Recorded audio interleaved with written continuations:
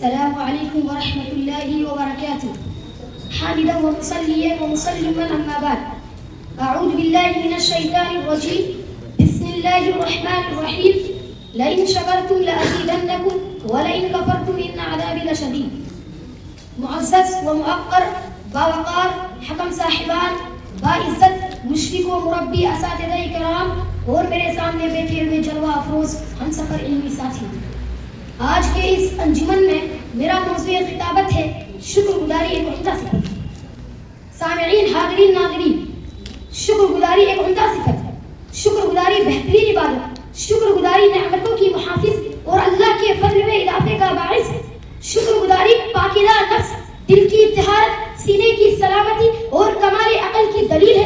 امام ابن قیم رحمہ اللہ شکر کی تعریف بیان کرتے ہوئے فرماتے ہیں کہ شکر یہ ہے کہ بندے کی زبان پر اللہ رب العالمین کی نعمتوں کا اثر ظاہر ہو، اور یقینی بات ہے کہ شکر گزار بندہ اللہ رب العالمین کے احسانات کا معترف اور حدیث رسول والتحدث بنعمت اللہ شکر کے تحت ہر نعمت پر شاکر ہوتا ہے. اور کیوں نہ ہو، جبکہ یہ شکر گزاری انبیاء کرام کی صفات میں سے ایک اہم صفت ہے. حضرت نوح علیہ السلام کے بارے میں قرآن کہتا ہے انہ کان عبدا شکورا. اسی طرح حضرت ابراہیم علیہ السلام جہاں اکیلے ایک طرف امت تھے، وہی دوسری طرف اللہ رب العالمین کی نعمتوں پر شاکر بھی تھے. قرآن کہتا ہے ان ابراہیم کان امتا قانتا للہ حنیفا ولم یکن من المشرکین شاکرا لانعمہ. یہی نہیں بلکہ حضرت سلیمان علیہ السلام کو اپنے رب کی نعمتوں پر شکر گزاری کی توفیق کیا کرتے تھے اور کہتے تھے ربی اوزعنی ان اشکر نعمتک التي انعمت علی وعلی والدی.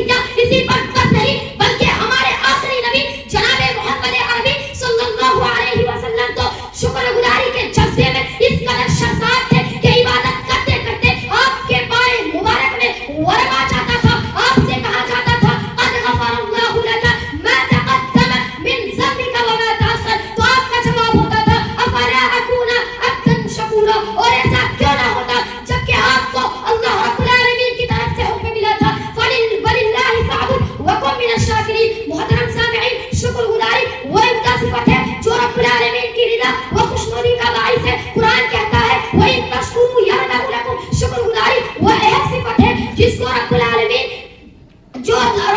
کے عذاب سے معمور رہتے ہیں. قرآن کہتا ہے مَا يَفْعَلُ اللَّهُ بِعَذَابِكُمْ وَإِن شَكَرْتُمْ وَآمَنْتُمْ. حضرت قتادہ رضی اللہ عنہ اس آیت کی تفسیر میں لکھتے ہیں إِنَّ اللَّهَ لَا يُعَذِّبُ شَاكِرًا وَلَا مُؤْمِنًا. کہ رب العالمین مومن و شکر گزار بندے کو اپنے عذاب سے دوچار نہیں کرتا ہے. شکر گزاری اس بات کی دلیل ہے کہ وہ بندہ اپنے رب سے راضی ہے، وہ مشکلات پر صابر اور نعمتوں پر شاکر ہوتا ہے.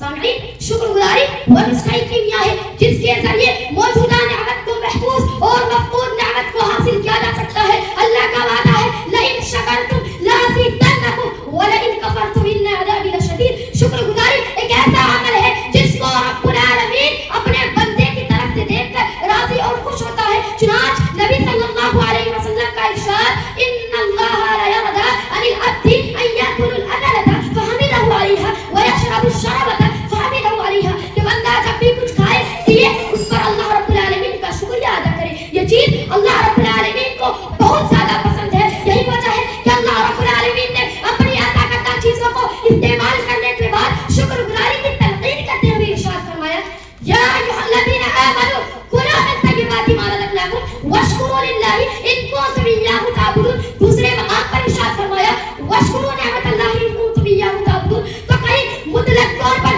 شکر گزاری کا حکم دیتے ہوئے ارشاد فرمایا فاذکرونی اذکرکم واشکروا لی ولا تکفرون. محترم سامعین، اس تمام نصوص سے یہ بات اظہر من الشمس ہو جاتی ہے کہ شکر گزاری ایک بہترین عبادت ہی نہیں بلکہ عبادت گزاروں کے معاملات میں پائیدار معاملہ اور نیک بندوں کے دلوں میں راسخ ہونا چاہیے. لہٰذا ضرورت اس بات کی ہے کہ ہم اس منعم حقیقی کی احسان شناسی اور شکر گزاری کریں جس نے ہمیں انگنت نعمتوں سے